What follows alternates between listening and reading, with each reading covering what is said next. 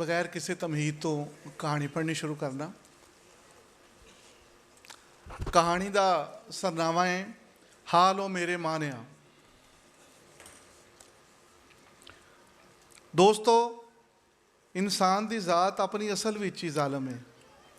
अत इहदियां रगां विच रत नाल दौड़दी है। लाइब्रेरी के मेन हाल विच लफ्ज़ां का समुंदर शूक रहा सी। कुछ देर पहले ये लफ्ज़ लाइब्रेरी दियां लुगतां, कोशां, फरहंगां, डिक्शनरियां, इनसाइक्लोपीडियाज और थिसारस वगैरह छड़ के लाइब्रेरी के मेन हाल विच इकट्ठे हुए सन। हर लफ्ज़ अपनी सियान उतार के लाइब्रेरी दियां बुक शैल्फां विच सजियां पुरानियां ते चमड़े दियां जिल्दां विच ही छड्ड आया सी, जिथे सिर्फ मानी रह गए सन, बगैर लफ्ज़ां तो मानी जिन्हां दी हुण अपनी कोई सिहान नहीं सी। ये सारे लफ्ज़ अपने मानिया तो बागी हो चुके सन। किसी लफ्ज़ ने सावा चोगा फूक सुटिया तो किसी ने टोपी तस्बी वगा मारी।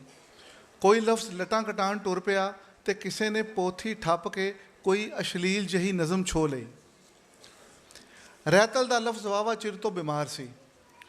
दो लफ्ज़ां ने सहारा दे के नीम बेहोशी की हालत विच उहनूं लिआंदा ते लाइब्रेरी हाल दे विचकार पे वड्डे मेज़ ते लिटा दिता, जिथे हर थोड़ी देर बाद दौरा पैन करके वो चीकां मारदा, अड्डियां रगड़दा ते बेहोश हो जाता।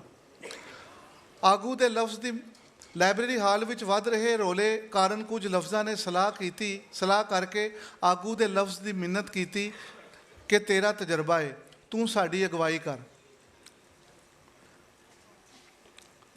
पहले तो ना मन्निया, आखे मैं तो आप मतरूक होण नूं फिरना। फिर थोड़ा कुछ जोर पैन नाल इस शरत ते मन गया कि वह रात की रात ही इस भीड़ की अगवाई करेगा तो हुण दिन चढ़न मगरों इस जिम्मेदारी होर किसी लफ्ज़ नूं दे दिती जावे तो हुण आगू का लफ्ज़ एक निक्की जही मेज़ पर उच्ची मेज़ ते चढ़िया निक्की जही पर उच्ची मेज़ ते चढ़िया तकरीर कर रहा सी। इस तो वड्डा जुल्म होर की हो सकता है कि इंसान ने सानू अपनी मर्जी के मानिया नाल बन दिता है। यह हक इहनूं किन्ने दिता? असीं इहदी गुलामी करने आ ते इह साडी गुलामी के कारण दुनिया ते हुकूमत करदा है। साडे कारण लिखदा, बोलदा ते पढ़दा है, पर हुण असीं इहदे गुलाम नहीं रहांगे। कई आवाज़ां गूंजियां। एक लफ्ज़ जिन्हें दूजे लफ्ज़ नूं मोढियां ते चुकिया होया सी, तिन्नां पैरां वाले एक स्टूल ते चढ़िया तो पूरे जोर नाल संग पाड़ के नारा लाया, हैवाने नातक मुर्दाबाद। हाल गूंज पिया। तकरीर थोड़ा कुछ रुकी तो नारियां तो बाद फिर शुरू हो गई। दोस्तों, मैं तुहानू यकीन दवाना कि अज की रात धरती के किसी वसनीक नूं कोई सुफना नहीं आया होएगा, तो जे आया भी होवे तो मेरे वर्गा ही आया होना है। ब्लैक बोर्ड का लफ्ज़ हनेरे के लफ्ज़ के हाथ ते हथ मार के हसिया। ब्लैक बोर्ड का लफ्ज़ भी गिले डस्टर नाल पूंजे हुए ब्लैक बोर्ड वांगू लिशक रहा सी, जिवें हुणे कुंज ला के आया होवे। हाल विच शांति तो नहीं, पर हुण सुहप्पन जिहा जरूर नज़र आन लग पिया सी। नुकरे लगे गुठ मीटिंग करते हुए सूई धागा ते बुल दे लफ्ज़ थोड़े थोड़े चिर मगरों किसी गल ते उच्ची उच्ची हसदे सन। रूड़ी का लफ्ज़ इतर दे लफ्ज़ के मोढियां ते सिर रख के रो रहा सी। चंद का लफ्ज़ लाइब्रेरी हाल की बारी नाल लगा आसमान ते चमकती हुई गोल टिक्की नूं इंज वेख रहा सी जिवें इक्को साहे लंघा जाएगा। गल सिर्फ मानिया की नहीं सी, सगों धरती का लफ्ज़ अपने दायरे कोलों तंग सी। सपाई के लफ्ज़ नूं यह इतराज़ सी कि मैनू मोनस क्यों नहीं लिखा जा सकता। शीशे का लफ्ज़ भी कंध नाल ढोल आई हफिया बैठा सी, आखे मेरे कोलों इन्ने नुकतियां का भार नहीं चुकिया जाता। कोल ही भुब्बल का लफ्ज़ बारिश के लफ्ज़ की गोदी विच सिर रख के लम्मा पिया होया सी। दरवेश के लफ्ज़ नूं दुनिया के लफ्ज़ों दीयां बाहां विच बाहां पा के नचदियां वेख के अफसोस का लफ्ज़ सदियां पिछों खुल के हसिया सी। आगू का लफ्ज़ अजे ताईं तकरीर करी जा रहा सी, पर वह संग सुकिया तो ना ही मत्थे ते पसीना आया, क्यों जे यह आगू नहीं सगों आगू का लफ्ज़ सी। दोस्तों, असी अज तो इंसान के दिते मानी कबूल नहीं करांगे। ये अपने माने अपने कोल रखे। अज तो असी बगावत का ऐलान करने आ। हाल विच एक बारी फिर रौला पै गया। नारेबाजी ने लफ्ज़ों नूं होर गरमा दिता। वह लफ्ज़ जिन्हें दूजे लफ्ज़ नूं मोढियां ते चुकिया होया सी, एक बारी फिर तिन्नां लत्तां वाले स्टूल ते जा चढ़िया। अजे ताईं किसी ने उन्होंने नहीं सी पुछया कि तू अपने मोढे ते दूजा लफ्ज़ क्यों चुकिया होया है, तो ना ही किसी ने उतले लफ्ज़ नूं पुछया सी कि भाईया इसे लफ्ज़ के मोढे ते क्यों चढ़िया होया है।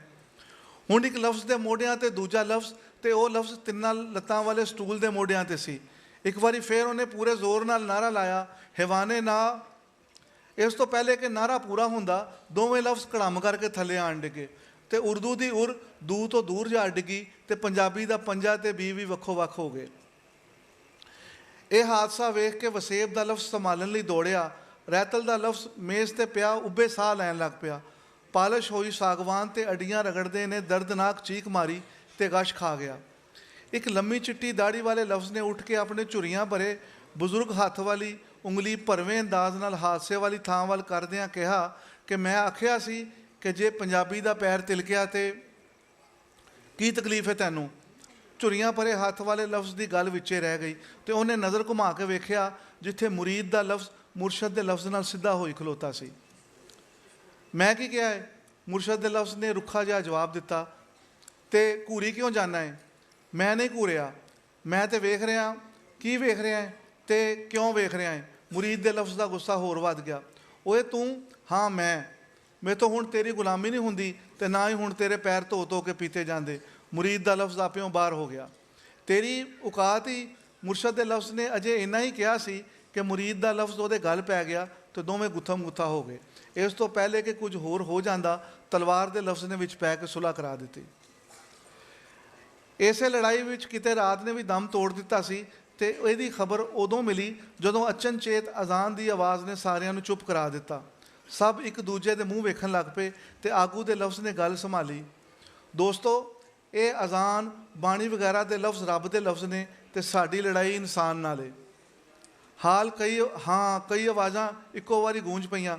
ਕਈ ਲਫ਼ਜ਼ਾਂ ਦੀ ਆਪਣੀ ਥਾਵੇਂ ਤਸੱਲੀ ਹੋ ਗਈ ਤੇ ਕਈਆਂ ਨੂੰ ਆਗੂ ਦੇ ਲਫ਼ਜ਼ ਦਾ ਇਹ ਬਿਆਨ ਸਿਆਸੀ ਜਿਹਾ ਲੱਗਾ ਤੇ ਉਹਨਾਂ ਗਵੇੜ ਲਾਇਆ ਕਿ ਆਗੂ ਦਾ ਲਫ਼ਜ਼ ਹੁਣ ਆਪਣੇ ਮਾਣਿਆਂ ਨਾਲ ਫੇਰ ਜੁੜਨ ਦੀ ਚਲਾਕੀ ਕਰ ਰਿਹਾ ਹੈ। ਹੌਲੀ ਹੌਲੀ ਦਿਨ ਤੇ ਚੜ੍ਹ ਗਿਆ, ਪਰ ਅੱਜ ਇਸ ਦਿਨ ਦਾ ਕੋਈ ਨਾਂ, ਕੋਈ ਤਰੀਖ, ਕੋਈ ਹਵਾਲਾ ਨਹੀਂ ਸੀ। ਅੱਜ ਦੁਮੇਲ ਤੇ ਜੋ ਰੱਤ ਫੁੱਟੀ ਸੀ ਉਹਦਾ ਕੋਈ ਨਾਂ ਨਹੀਂ ਸੀ। ਭਾਵੇਂ ਲਾਇਬ੍ਰੇਰੀ ਹਾਲ ਦੇ ਰੋਸ਼ਨਦਾਨ ਦੀ ਦਰਜ਼ ਚੋਂ ਨਿਕਲ ਕੇ ਆਂਦੀ ਕੋਈ ਸ਼ੈ ਮੇਜ਼ ਤੇ ਬੇਹੋਸ਼ ਪਏ ਰੈਤਲ ਦੇ ਲਫ਼ਜ਼ ਦੇ ਮੁੱਖ ਤੇ ਪੈ ਰਹੀ ਸੀ, ਪਰ ਹੁਣ ਉਹਦਾ ਕੋਈ ਨਾਂ ਨਹੀਂ ਸੀ। ਕੁਝ ਲਫ਼ਜ਼ ਹਾਲ ਦੀ ਬਾਰੀ ਨਾਲ ਲੱਗੇ ਇਨਸਾਨ ਦੀ ਬੇਬਸੀ ਦਾ ਤਮਾਸ਼ਾ ਵੇਖਣ ਦਾ ਆਰ ਕਰ ਰਹੇ ਸਨ। ਸਾਹਮਣੇ ਸਕੂਲ ਸੀ ਤੇ ਨਿੱਕੇ ਨਿੱਕੇ ਹੈਵਾਨੇ ਨਾਤਕ ਸਕੂਲ ਦੇ ਬੂਹੇ ਵੱਲ ਹੱਸਦੇ ਖੇਡਦੇ ਟੁਰੀ ਜਾਂਦੇ ਸਨ। ਸਕੂਲ ਦੇ ਬਾਹਰ ਚੀਕ ਚਿਹਾੜਾ ਤੇ ਸੀ, ਪਰ ਕੋਈ ਗੱਲ ਸਮਝ ਨਹੀਂ ਸੀ ਆ ਰਹੀ ਅਤੇ ਬਾਰੀ ਨਾਲ ਲੱਗੇ ਲਫ਼ਜ਼ ਇਹ ਫੈਸਲਾ ਨਹੀਂ ਸਨ ਕਰ ਪਾ ਰਹੇ ਕਿ ਇਹ ਬੋਲ ਰਹੇ ਨੇ ਜਾਂ ਬੋਲਣ ਦਾ ਆਰ ਕਰ ਰਹੇ ਨੇ।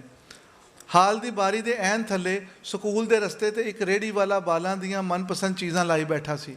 ਦੋ ਬਾਲ ਗਲਵਕੜੀ ਪਾਏ ਉੱਥੋਂ ਲੰਘਦਿਆਂ ਅਚਾਨਕ ਖਲੋ ਗਏ। ਇੱਕ ਬਾਲ ਨੇ ਕੁਝ ਸਿੱਕੇ ਕੱਢੇ ਤੇ ਰੇਹੜੀ ਵਾਲੀ ਨੂੰ ਦਿੰਦਿਆਂ ਇੱਕ ਲਿਫਾਫੇ ਵੱਲ ਇਸ਼ਾਰਾ ਕੀਤਾ। ਉਧਰ ਲਫ਼ਜ਼ ਬਾਰੀ ਵਿੱਚ ਕੰਨ ਲਾਈ ਖਲੋਤੇ ਸਨ, ਪਰ ਰੇਹੜੀ ਵਾਲਾ ਜਾਂ ਉਹਦੇ ਬਾਲਾਂ 'ਚੋਂ ਕੋਈ ਕੁਝ ਨਹੀਂ ਸੀ ਬੋਲਿਆ। ਰੇਹੜੀ ਵਾਲੇ ਨੇ ਬਾਲ ਦੇ ਇਸ਼ਾਰੇ ਵਾਲੇ ਲਿਫਾਫੇ ਵਿੱਚੋਂ ਮਰੂੰਡਾ ਕੱਢਿਆ ਤੇ ਆਖਰੀ ਤੇ ਅਖਬਾਰੀ ਕਾਗਜ਼ ਵਿੱਚ ਵਲੇਟ ਕੇ ਉਹਨੂੰ ਫੜਾ ਦਿੱਤਾ। ਮੈਨੂੰ ਵੀ ਦੇ, ਮੇਰਾ ਸੀਰੀ ਨਹੀਂ ਫਿਰ। ਦੂਜੇ ਬਾਲ ਦਾ ਜੁਮਲਾ ਸੁਣ ਕੇ ਬਾਰੀ ਨਾਲ ਲੱਗੇ ਹੋਏ ਲਫ਼ਜ਼ਾਂ ਦਾ ਰੰਗ ਉੱਡ ਗਿਆ। ਹੈਵਾਨੇ ਨਾਤਕ ਬੋਲ ਰਿਹਾ ਸੀ। ਸਾਰੇ ਹਾਲ ਨੂੰ ਚੁੱਪ ਜਿਹੀ ਲੱਗ ਗਈ। ਰੈਤਲ ਦੇ ਲਫ਼ਜ਼ ਨੂੰ ਵੀ ਹੋਸ਼ ਆ ਗਿਆ ਸੀ ਤੇ ਉਹਨੇ ਕੋਹਣੀਆਂ ਭਾਰ ਥੋੜ੍ਹਾ ਕੁ ਉੱਚਾ ਹੋ ਕੇ ਹਾਲ ਵਿੱਚ ਮੌਜੂਦ ਲਫ਼ਜ਼ਾਂ ਵੱਲ ਧਿਆਨ ਮਾਰਿਆ। ਦੂਰ ਦੂਰ ਤੱਕ ਲਫ਼ਜ਼ ਹੀ ਲਫ਼ਜ਼ ਸਨ ਜੋ ਆਪਣੇ ਮਨ ਹੀ ਛੱਡ ਕੇ ਆਏ ਖਲੋਤੇ ਸਨ। ਫਿਰ ਹੌਲੀ ਹੌਲੀ ਉਹਦੇ ਸੁੱਕੇ ਬੁੱਲ੍ਹਾਂ 'ਤੇ ਹਾਸਾ ਜਿਹਾ ਖਿੜ ਪਿਆ। ਉਹਨੂੰ ਸਾਰੀ ਗੱਲ ਸਮਝ ਆ ਗਈ। ਲਫ਼ਜ਼ਾਂ ਦੇ ਉਸ ਸਮੁੰਦਰ ਵਿੱਚ ਕੋਈ ਲਫ਼ਜ਼ ਰਲੇ ਹੀ ਨਹੀਂ ਸਨ। ਮਤਲਬ ਕਿ ਇਸ਼ਕ, ਪ੍ਰੀਤ, ਸਾਂਝ ਤੇ ਮਮਤਾ ਵਰਗੇ ਲਫ਼ਜ਼ਾਂ ਨੇ ਅਜੇ ਆਪਣੇ ਮਨ ਹੀ ਨਹੀਂ ਸਨ ਛੱਡੇ। Thank you.